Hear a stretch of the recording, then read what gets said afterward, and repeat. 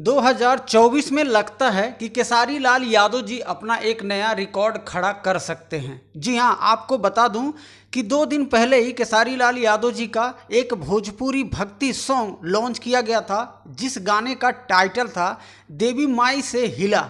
जी हां, केसारी लाल यादव और खुशी कक्कर के आवाज़ में इस गाने को लॉन्च किया गया था और 2 दिन में 1 मिलियन प्लस व्यूअर वॉच कर रहे हैं सोशल मीडिया पे।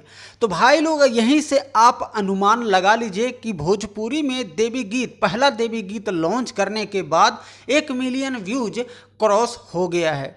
तो आज की इस वीडियो में आप सभी को बताने वाला हूं कि भोजपुरी के दबंग सुपरस्टार केसारी लाल यादव और भोजपुरी की ट्रेंडिंग क्वीन कहे जाने वाली शिल्पी राज के आवाज़ में केसारी लाल यादव जी का दूसरा गाना लॉन्च होने जा रहा है।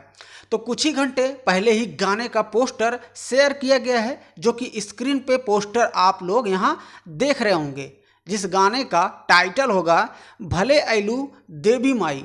यही इनके गाने का टाइटल है और वीडियो में फिर से फैट करते नजर आने वाली हैं डिम्पल सिंह। पिछले गाने में भी डिम्पल सिंह ही फैट करते नजर आ रही थी और इस गाने में भी फैट करते नजर आने वाली हैं।